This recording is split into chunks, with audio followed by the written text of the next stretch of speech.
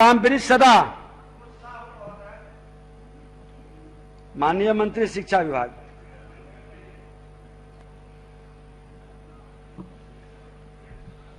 महोदय, वस्तु स्थिति यह है कि राज्य सरकार की वर्तमान नीति के अनुसार सिर्फ उन्हीं अनुमंडलों में सरकारी डिग्री महाविद्यालय स्थापित करने की योजना है जहां पूर्व से अंगीभूत डिग्री महाविद्यालय संचालित नहीं है।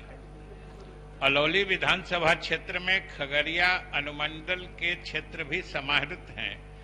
खगड़िया अनुमंडल में पूर्व से कोसी कॉलेज खगड़िया एवं महिला कॉलेज खगड़िया अंगीभूत महाविद्यालय के रूप में संचालित हैं।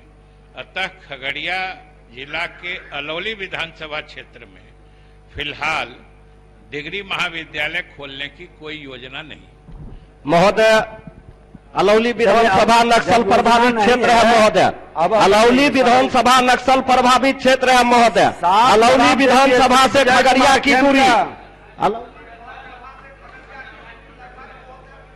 श्री विजय कुमार खेमका, उत्तर संलग्न है, पूरक पूछिए। उत्तर संलग्न नहीं है, ऑनलाइन पर भी नहीं आया है। अध्यक्ष महोदय, चलिए। उत्तर संलग्न नहीं है, ऑनलाइन पर भी नहीं आया। अध्यक्ष महोदय, पढ़ देंगे। उत्तर तो संलग्न है, उत्तर तो सामने है। तो माननीय मंत्री जी पढ़ दिया जाए। बता दिए कि अभी विचार सबको अधिकार है।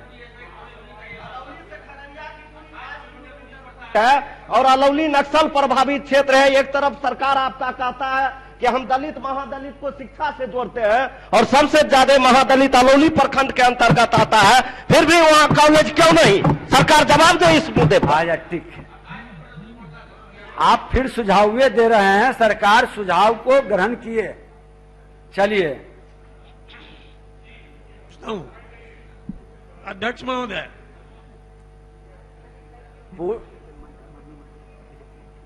माननीय मंत्री शिक्षा विभाग।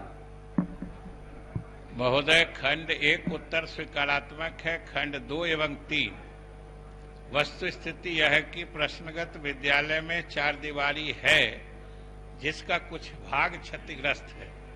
इसे बांस बल्ला से तत्काल घेर दिया गया है। इस विद्यालय के समिति से उनके कोष में उपलब्ध राशि से उक्त 4 दीवारी का क्षतिग्रस्त भाग की मरम्मति कराने का निर्देश दिया गया। अध्यक्ष महोदय, स्वयं शिक्षा मंत्री जी ने स्वीकार किया है ये विद्यालय बड़ा महत्वपूर्ण है और एससी और एसटी। आप पूरा सीधे पूछिए। पूरा पूछ रहा हूं अध्यक्ष महोदय। उसमें एसटी और एससी छात्रावास भी है और पिछले 2016 में ही भवन निर्माण द्वारा निदेशक माध्यमिक शिक्षा विभाग बिहार पटना को 1,58,04,00,000 का प्राक्कलन बना करके भेजा गया है उसके निर्माण के लिए। तो हम पूरक में पूछना चाहते हैं, क्या भेजे गए प्राक्कलन पर विचार करते हुए वहां 4 दीवारी का निर्माण करने की स्वीकृति मंत्री महोदय देते हैं? जवाब दिए तो जवाब आप सुने नहीं क्या? हम अध्यक्ष महोदय आपके माध्यम से कहे कि प्रबंध समिति और आपके जो स्कूल में फंड है उससे करवा लीजिए, उससे हट के कुछ पूरा पूछिए ना। जी, उसी से हट करके अध्यक्ष मुझे इसलिए पूछ रहे हैं कि जो फंड है उससे वो निर्माण नहीं हो सकता है। हाँ, इसीलिए प्राक्कलन माननीय मंत्री 1,58,00,000 का भेजा गया है। फंड से निर्माण नहीं हो सकता, उतना फंड उपलब्ध नहीं है। महोदय, उस विद्यालय के विकास कोष में 27,07,062 रुपए उपलब्ध है और सिर्फ 4 दीवारी की मरम्मति करानी। अब चलिए, आप उससे करवाइए, हो गया। अमरजीत कुशवाहा पूछता हूँ। उत्तर संलग्न है माननीय सदस्य। नहीं सर, नहीं मिला है हमको, पढ़ दिया जाए। अच्छा ठीक है, पढ़ दिया जाए माननीय मंत्री, लेकिन निकालने का प्रयास करिए, उसको दिखवा लीजिए। यहाँ आया हुआ है हमारे पास। सर जेल में है, हम जेल से आते हैं, पर थोड़ी सी दिक्कत रहती है। अच्छा ठीक है। माननीय मंत्री शिक्षा विभाग, पीए बाहर रहता है ना? ये वो भी लेट से उसका बहाली हुआ है, अभी दिक्कत है। नहीं, पीए को तो जेल में माननीय भेजवाया मंत्री जा शिक्षा सकता। विभाग।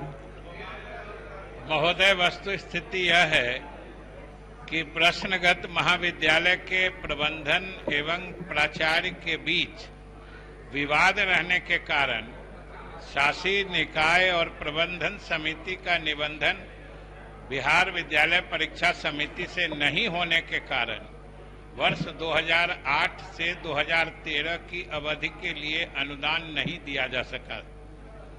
उक्त विवाद के समाधान के उपरांत बिहार विद्यालय परीक्षा समिति के पत्रांक 1595 दिनांक 14/9/2019 के द्वारा प्रश्नगत महाविद्यालय के शासी निकाय और प्रबंधन समिति का फिर से निबंधन किया जा चुका है।